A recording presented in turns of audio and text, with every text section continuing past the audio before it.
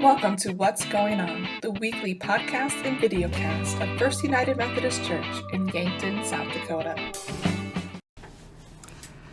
Hi, and welcome to this week's episode of What's Going On. I'm Pastor Katie here at First United Methodist Church in Yankton, South Dakota, and I am glad that you could join me for this episode. In this episode, we're going to be following up again with some things that happened at Charge Conference, especially for those of you who weren't able to make it. Last week, I went through the leadership application and kind of talked about the new structure that we voted through in our Charge Conference. Since that time, one of the things that's been getting back to me is some feedback around the application in particular, and around concerns about the application, that the way it's worded, people are turned off by it. And so we definitely don't want to just kind of ignore that feedback. We want to engage with that. And so next week we're going to be having a meeting, an open meeting for anybody to come to that's kind of felt very strongly about this, who is invested in wanting to help make this leadership team the best that it can be and the most effective for our church. We don't have the date quite settled on yet, but it will be next week. And so be looking in the bulletin, be looking on our social media. We'll send out a reminder as well once we have it scheduled. But what we'd really love to hear, and when I say we, I'm inviting back the group that helped to create the proposal over the summer. So the church council chair, Steve Pietola, lay leader Chad Herman, our financial secretary Diane Kish, as well as me. One, to hear, because clearly we didn't see something that you are seeing, and we want to understand that, and also to be able to maybe share a little bit of our perspective on why we had gone with what we did, and to see if we can have a dialogue and come to something that's even better. Because at the end of the day, that's what we want, is something that is honoring to our church, that's honoring to our people. One of the things I do want to make very clear is that out of this meeting, the decision that won't be made is to get rid of the application. No matter how we are moving forward with an application for the leadership team, partially because that's what we voted on during Charge Conference, that's what got approved.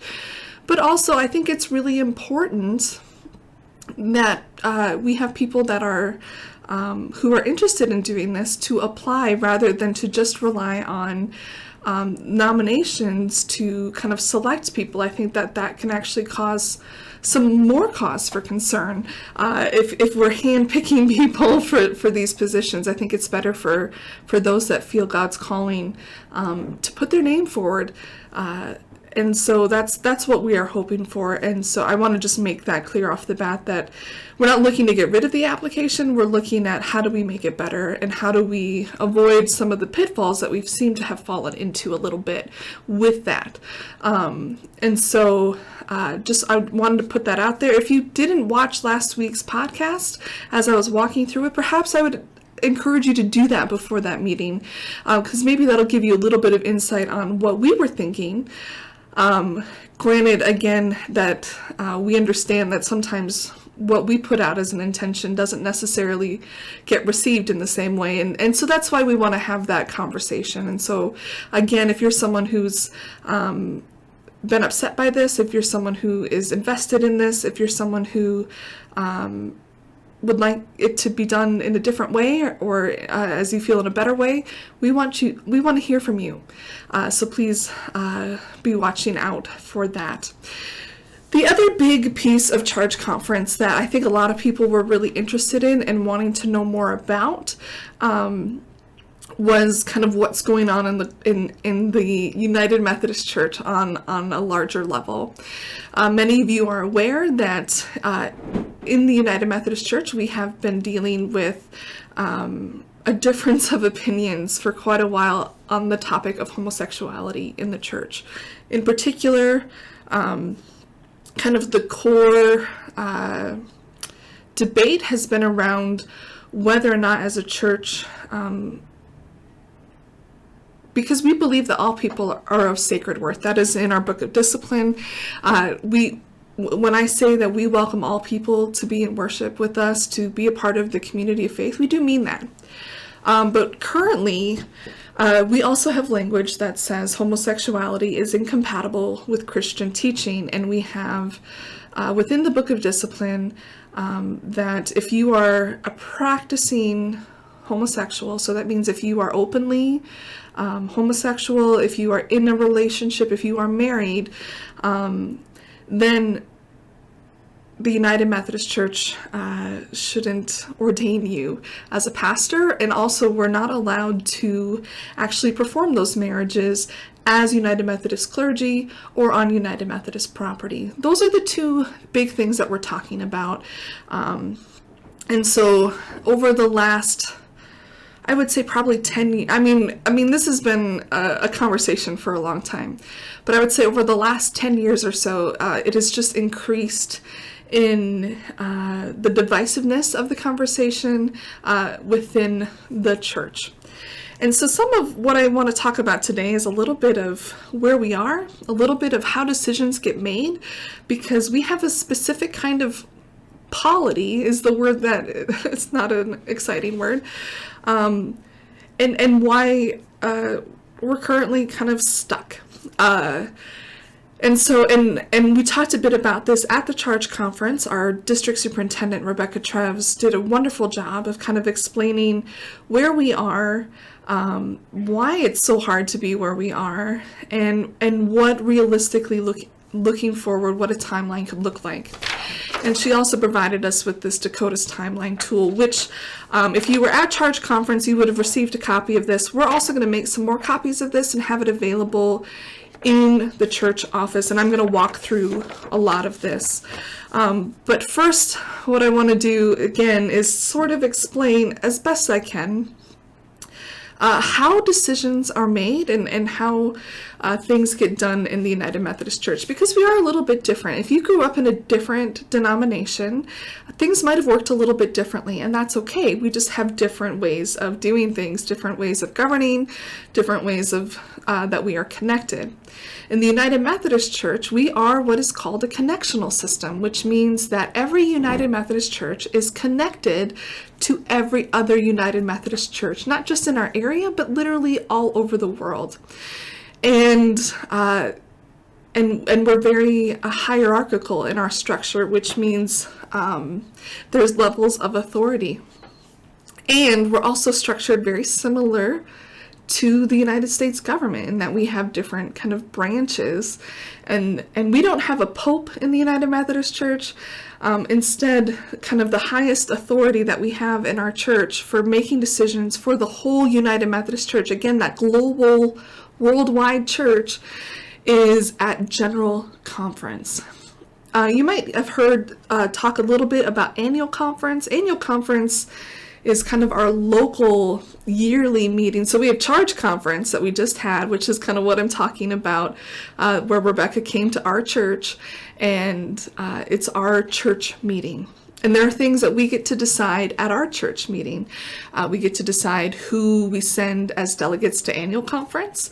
We get to decide budget. We get to decide salary for the pastor. We get to decide or to approve candidates for ministry. We get to decide and approve the leadership of our local church. These are all things that we have authority over in our local church. But there's a lot that we don't have authority to change within our local church. And that includes things that are in our Book of Discipline, which is kind of our guiding, governing book. So at the next level is Annual Conference. And Annual Conference for us is all the churches in North and South Dakota are gathered together, and the bishop presides over that. We have a bishop that we currently share with Iowa.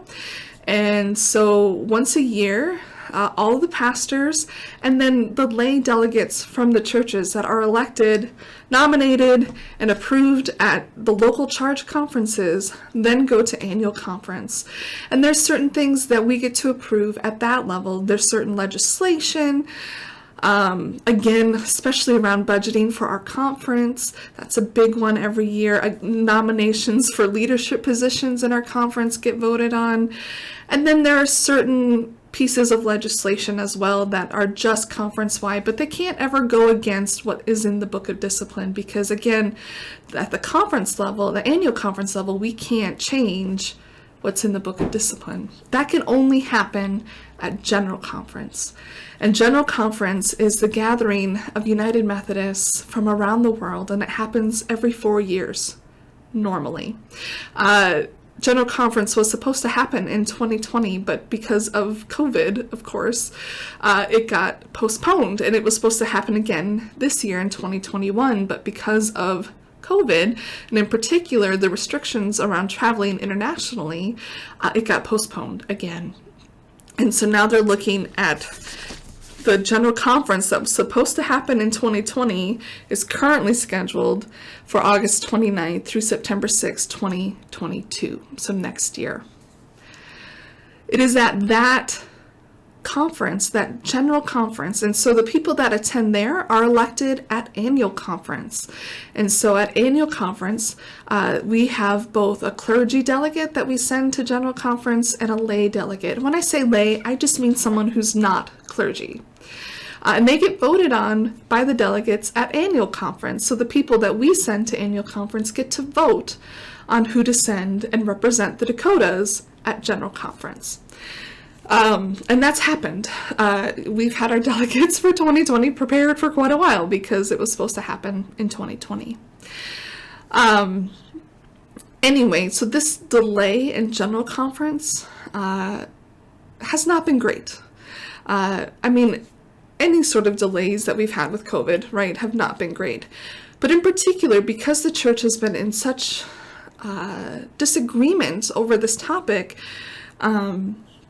one of the things that was anticipated to come in the General Conference of 2020 was something called the Protocol Plan, which was a way for the church to separate amicably into the United Methodist Church and then other forms of United Methodism.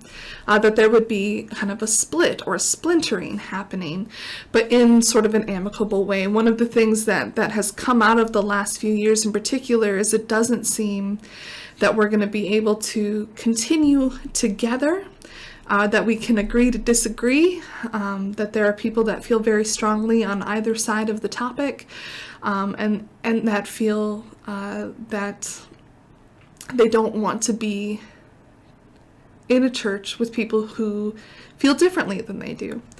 And again, on either side. And then there are people in the middle who have what they think is, what they think, but they're okay if you don't agree with them. They're fine to worship together. So there's kind of all of those pieces. And so the document, I hope that you're following me. Polity is a really tough thing to understand in the Methodist system because it's just a lot. It's a lot. But just know that we're very sort of democratic in how we do everything. And when I said that we're kind of set up like the United States government, we are in a very real way, and that General Conference is very much like the Senate, the Congress. They're the ones that are legislating things and passing things for the church. And then we have a council of bishops, and they kind of act like the executive branch. They don't vote, but they oversee, and they preside over these conferences, and they provide leadership. And then we also have a judicial branch in our church that kind of looks over and makes sure that anything that is passed, any legislation, that it's legal within kind of the parameters of who we are as United Methodist. And right now, because we've been so delayed in things, everything's sort of a mess. So I just want to put that out there. But one of the things that I found really helpful is this tool that our DS provided for us at Charge Conference. That's the one that's here in the local church. And she calls it the Dakota's Timeline Tool. What's next for the UMC and your church? Again, I'm going to have copies of this available in the church office for you to pick up if you'd like to see it for yourself. And so, as I said, this topic of homosexuality is not a topic that we can decide here in the church. It's not a topic we can decide at Annual Conference. It's it's only something that can get decided at General Conference. And so that's why we're waiting right now. That's why we've been in this kind of holding pattern, because General Conference hasn't happened. And so what this timeline is doing is assuming that kind of the plan that has the most publicity, maybe the most kind of, I think, public backing, if that is what's going to get passed, which we don't know, that's the crux of all of this, is that it's kind of speculation right now. But it's helpful to go, okay, if this is what happens at our next General Conference, which is next late summer, early fall, this is what we can expect to be kind of the process after that. And I do think it's helpful. Again, I do want you to realize that part of the reason that we haven't talked a lot about this is because, again, we don't know. We don't know what's coming. And I feel like for us to make good decisions, we need to have accurate information. And again, I think that this piece is a very helpful tool in all of that. So let's say that General Conference happens in 2022. This will actually be after our annual conference. Our annual conference happens in June. So this is following even annual conference this year, which means there will be no votes at annual conference this year on this topic. That is not something that we'll be dealing with, again, because we can't, because General Conference hasn't happened yet. So we will assume that the protocol plan passes as it is currently written. That's a really big assumption, actually, but it's a place to start. At least gives us an idea of what this could look like. So following General Conference, following that to August 29 to September 6, we say that the protocol plan passes, which means that the church will allow for the split to happen, and there is another denomination that is currently being formed called the Global Methodist Church, that they will then kind of split off, and that denomination will officially form and be and receive money to kind of seed it, and then we will be like sister denominations in a way, that we will share some of our like insurance and pension and things like that, but still be kind of separate. What happens after General Conference? The first thing is, let us always be praying. The second is that there will be a 4-year window. Remember when I said that General Conference happens every 4 years? And we know, if you've been in the church for any amount of time, that changes in the church take time. And this is a big change, which means it'll take a lot of time. But during that 4-year window, that is when we will need to have our discussions. That's when we'll need to discern as a church what the best path forward for our church is. And that'll be because we will have the accurate information before us of what is really happening, what are our real options, and what is the best thing. And so again, we're waiting to make decisions until we know what we actually have to decide about. So, as I said, the Global Methodist Church will become an official denomination with an official convening conference approximately a year later. So again, they have been sort of prepping for that, but they're not official denomination yet. But that's even for them. For them to start will be approximately 2023. Annual conference, again, that's that meeting that we attend every year for the Dakotas, North and South Dakota. Will have a vote within approximately a year to remain UMC or become GMC. So we're looking at annual conference at the earliest 2023, possibly 2024, where the conference will take a vote. And the conference, and that'll be, again, the delegates that are decided here at the local church. And the way that we are shifting to do that moving forward is that you will need to apply if you would like to be a delegate to annual conference. If you would like to be someone who gets to be a part of that conversation and to hear from our church and to vote, you will need to apply next year to be a delegate. And that application will be the same application for leadership team, because one of the delegates does serve on leadership team. And that application will look like whatever it looks like after we have our meeting. So 2023 at the earliest, possibly 2024. So the annual conference will vote one way or the other. So Dakota's conference will say either we're going to stay United Methodist, UMC, or we're going to, as a conference, move to the Global Methodist Church. Those are kind of the main options. There are other denominations that I think are going to be formed. It's really unlikely that Dakotas would go to any of those. And then, after that, so we have annual conference that happens in June. Our charge conference happens in the fall. At our charge conference, we also could take a vote after the annual conference vote. So let's say the annual conference votes to remain United Methodist. And let's say as a church, there are churches that say we don't want to be United Methodist, we want to be Global Methodist.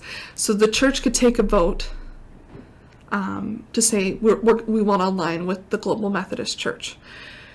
And then they're able to do that. If the church, if annual conference goes Global Methodist Church and churches want to say we want to stay UMC, they would take a vote at charge conference, members only, and then they could align with the UMC. If the church, let's say annual conference votes one way and the church is like, that's the way we want to be, no vote is required. If you do not vote at charge conference, you will just be whatever the annual conference is. Again, hear me say that that's not until, at the earliest, 2023. So do you see again why these things take time and why we don't have to make decisions right now? We're in 2021. That there's a lot of layers to this and a lot of pieces that we need to understand what's going to be happening. Now there's a piece in here that says, what if we can't wait? That's a long time. I don't like this. If your church feels that it cannot wait for general conference, this is not what anybody hopes for, but we did have a church in this past annual conference that did vote to disaffiliate. It was very heartbreaking, I will say that. They would not yet be able to align with the GMC because that is not yet an official denomination. Remember that that's not going to be an official denomination until 2023. Either they would connect with another existing denomination. Maybe they say, we want to be Lutheran. I don't know. They could do that, or they could become their own independent church, which means they would lose any of the conference support that they have, which is a lot, actually. It also requires a significant amount of time, energy, and money. And this is one of the things we learned in the process at annual conference this year with the church disaffiliating, because all of our property as a United Methodist Church, when I say we're all connected, we are. This building is held in trust with the conference, which means if we want to retain the building, we would have to kind of buy that out. Also, as a church, with the pastors who have served here, the church pays a portion of their pension, and so you'd also have to cover the pension for the pastors that have served. And so there's a pension buyout piece. There's making sure that you've paid all of your apportionments. The reality is money is involved. Like, you can't just walk away scot-free. Like, you have to kind of settle all of your pieces in there. And so that that is a possibility. I will be honest, it doesn't seem to me that that's where we are as a church right now. But again, I'm open to having that conversation. But just my general feeling is that I think we can wait to see what's happening. So as far as the next piece, it says the LGBTQ plus and the church. The protocol plan that we're assuming would pass in 2022 does not make changes to our book of discipline. What that would allow is for people to leave. And so the people who would stay UMC at that point, everything's the same. Everything is the same. That plan does not change anything in our book of discipline, especially around the language of homosexuality. It doesn't include any legislation around that. So any any changes there would have to have additional legislation in order for that to happen, which means it could very well not be until yet another general conference 4 years down the road. And so again, one of the things I've kind of been hearing is that people are afraid that things are going to change and it's not going to be the church that they know or the church that they love. And again, as of right now, things are staying the same. I think in the future that it's likely that the UMC, that what remains will remove the language that homosexuality is incompatible with Christian teaching. I think it's likely at some point, because if there's enough people who are moving to the Global Methodist Church, that denomination will not be inclusive of LGBTQ. They will retain the language that homosexuality is incompatible with Christian teaching. If enough of those people leave the UMC, what remains would be a majority of people who would vote toward removing that language. The reason I feel confident in saying that to some extent is because at our 2019 General Conference, when we were just talking about this one topic, the split was very close, very close. And so if you have a group of people leave, that leaves a larger group left that would be amenable to that. But again, the protocol doesn't make that just automatic. That has to come later. And so again, when I say that the church moves very slowly on things, it does. So things that on the backside, things that you can do right now: pray.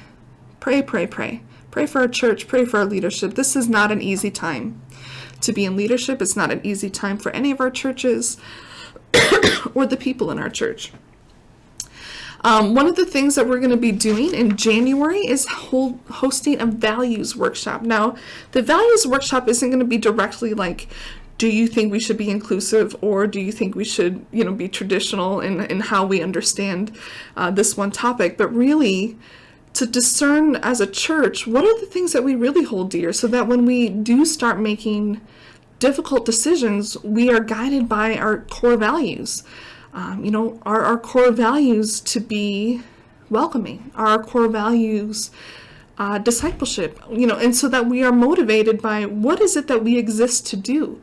And so in January, we're going to be inviting in a facilitator to the church and have as many people as possible be a part of that conversation, because I think especially for our new leadership team, it's going to help guide them as they are making business decisions of the church. It's going to help guide me as your spiritual leader, and what do we really hold to be important, and what we want to be defined by. Let's tie that into my sermon for a minute. What do we want to be defined by? What do we want the people of Yankton to be like? The Methodist Church is this. Man, that is a generous group of people. That is a loving group of people. That is a insert whatever.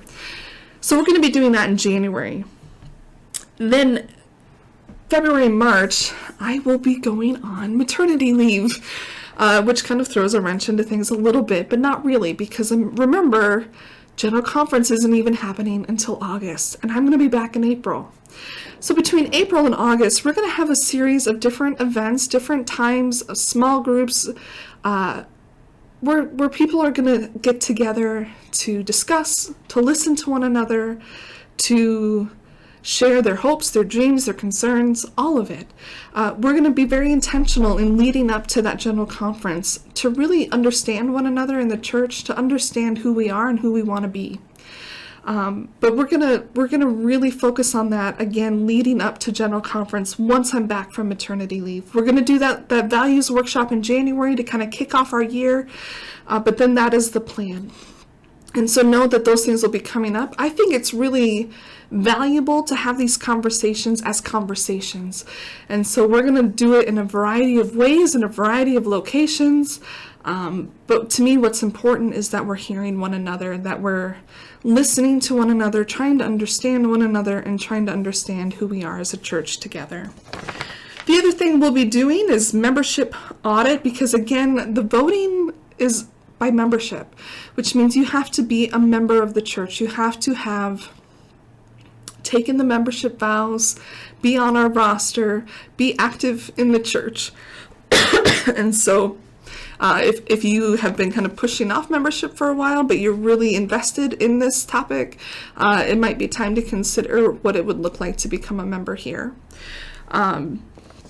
And then, so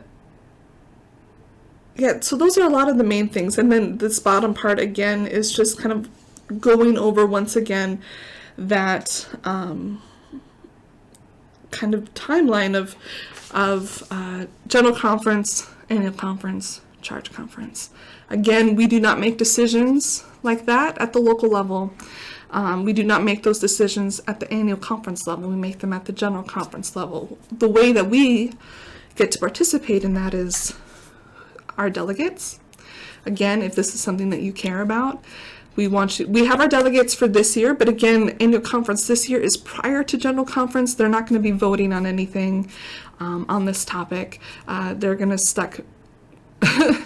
get stuck voting on things like budget again, because that's what we do when we're there.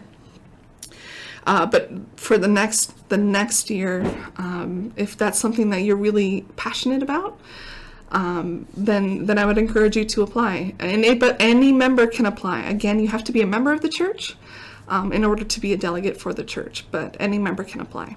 So that was a lot. I hope that it's helpful. I hope that you have a sense now of kind of what's going on in the broader church. Let me say one thing about kind of my philosophy of leading through this is that for us as a church, we exist primarily to create disciples of Jesus Christ. Our mission and ministry is to create disciples. And that's what I want to focus us on doing and being defined by that, so that these things, they're tough things and they're hard, but we need to know who we are and that we're not defined by any one topic other than Christ.